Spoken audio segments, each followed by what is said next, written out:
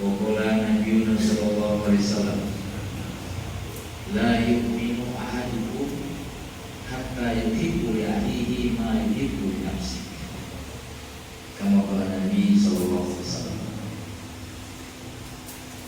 Yang saya muliakan para alim ulama, tokoh agama, tokoh masyarakat, alhamdulillah di bulan Sa'ban ini, di malam hari ini kita dipertemukan oleh Allah. Semoga pertemuan kita diterima oleh Allah. Kepada orang yang bertemu semata-mata karena Allah, wajib kecintaanku, kata Allah, kepada orang yang berkumpul berada dalam satu majelis, bertemu dan berpisah semata-mata karena Allah. Semoga termasuk kita. Semoga dengan duduknya kita di sini, apa yang menjadi hajat-hajat kita diterima oleh Allah SWT.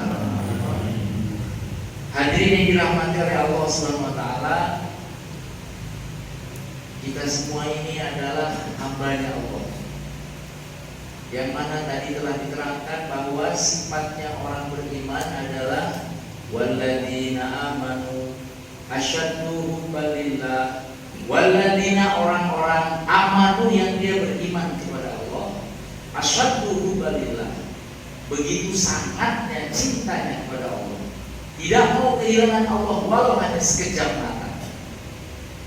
Ini semoga iman kita sampai seperti itu. Kita kadang-kadang melihat uang bagaimana yang kita lihat, senangnya seperti apa. Maka mestinya melihat, mendengar yang menciptakan uang, yang memiliki hidup dan mati kita, lebih senang lagi. Sehingga waktu malam ketika tahajud itu, walaupun capek-capek, dia berani bangun. Kemudian yang kalau dia sudah berkeluarga, dia berani memercikan air kepada sang istrinya. Kum ya habibi kam tanamu inna laila wan naharu la yanamu. Bangun, bangun, bangun wahai kekasihku, berapa lama lagi kamu akan tidur? Sesungguhnya surga dan neraka tidak tidur. Semoga kita semua ditolong sama Allah, sehingga setiap malam bisa bangun tahajud terus.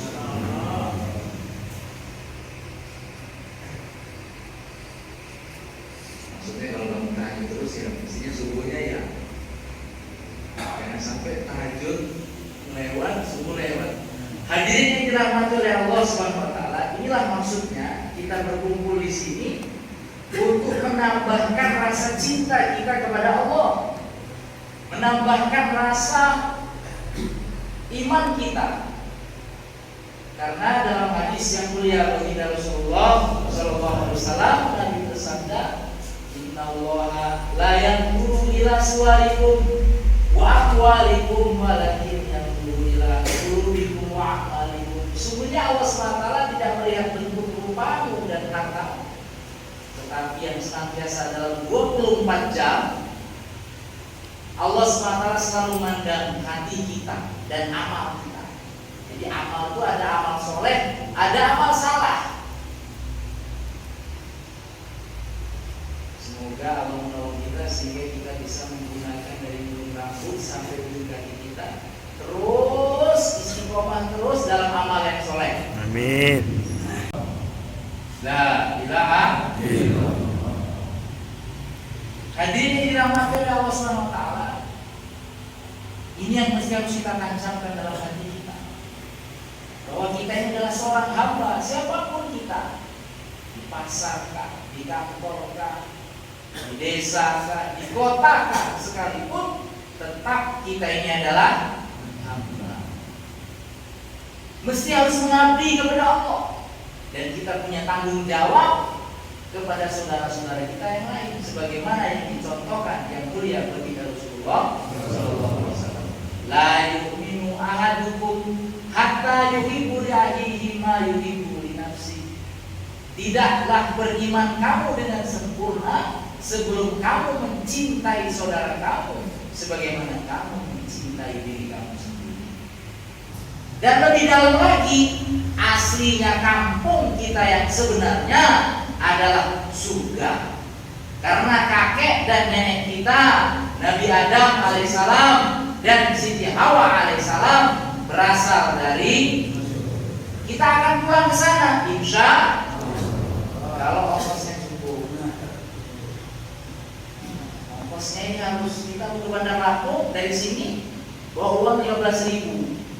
Wah, nggak sampai. Tolibun dunia jahil, wa tolibu ukba akil, wa tolibu maula kamil. Orang yang mencari dunia, orang yang bodoh, sebodoh-bodoh. Karena dunia ini tiba-tiba. Orang yang mencari akhirat, orang yang berakal, orang yang pintar. Dan orang yang mencari Allah, orang yang sempurna. Semoga Allah menolong kita. Saya pernah di Bali, bergerak di sana. Kemudian jumpa orang kaya di Bali, toko emasnya besar, mobilnya nggak terhitung, rumahnya nggak tahu depan belakang, nggak tahu yang mana yang belakang, mana yang depan. Kemudian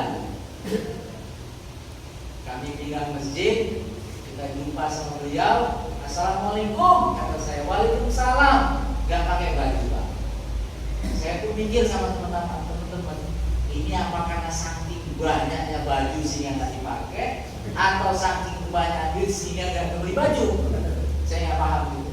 Yang jelas beliau sampaikan ke kami dari mana? Kata saya dari Lampung, ini dari Jawa Pak, dari pesantren. Terus beliau duduk kursinya itu, saya dikasih tahu kursinya itu harganya itu di atas 100 juta. Masya Allah. La ilaha illallah. Tapi kalah kalau kita mau sholat 2 rakaat sebelum subuh, sholat subuh lebih baik daripada dia beserta tiang sing sugih itu, tiang sing sholat 2 rakaat saat diri subuh, sholat qobliyah niku keuntungannya lebih gede apa niku dunia beserta. Ketika kami sampaikan daerah-daerah kami, kata beliau sampaikan, yang enak itu kayak kamu ini, kata dia. Saya bilang, kok bisa Pak? Kata beliau sampaikan, saya punya anak di Bandung, cerai. Saya punya anak di Surabaya, uangnya hilang, ditipu orang. Saya punya cerita tentang kesusahan dia. Jadi kita itu kadang-kadang sawang sinawang, ngelihat orang kaya itu kayaknya kayanya. La ilaha illallah. Padahal di dalamnya remuk jeruk. Enak duit 1.000 yang tenang atau duit 10.000 yang susah? Pilih mana Pak? Apa? Kalau saya pilih yang 10.000 yang tenang. Itu katanya Mbak Yai Zeron, itu kalau mau keluar 4 bulan. Bagaimana? Presiden insyaallah? Hadirin yang dimuliakan oleh Allah Subhanahu wa taala, kami pindah masjid. Beliau pun ikut kita senang sholat.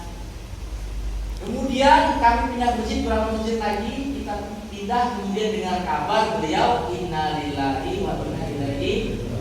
Tidak bisa kita pungkiri Pak. Kita hidup ini untuk dimatikan. Bukan kita hidup untuk dihidupkan terus, bukan. Untuk di dunia ini maksudnya. Tapi setelah ini memang kita akan dihidupkan terus sampai ke surganya Allah. Semoga Allah menolong kita. Jadi kita hidup ini untuk dimatikan. Kemudian beliau itu meninggal dunia. Kemudian keluarga besarnya sibuk menceritakan sakitnya ini, paru-paru begini dan sebagainya. Tahu-tahu mudim di depan rumahnya, yang rumahnya gubuk reot. Ada Pak Ustadznya tanya, ada di depannya itu tetangga depan rumahnya gubuk reot. Tanya mudirnya, mana kain kafannya? Maka tetangga depan rumahnya itu yang rumahnya gubuk reot itu, oh iya nanti saya belikan di pasar. Jadi uang begitu banyaknya, beli kain kafannya yang belikan siapa? Orang lain. La ilaha kita boleh Pak punya mobil Fortuner, Alfa, punya rumahnya ratusan juta, punya baju, punya kendaraan. Tapi masa kain kafan yang akan kita bawa ke kubur dibeliin orang?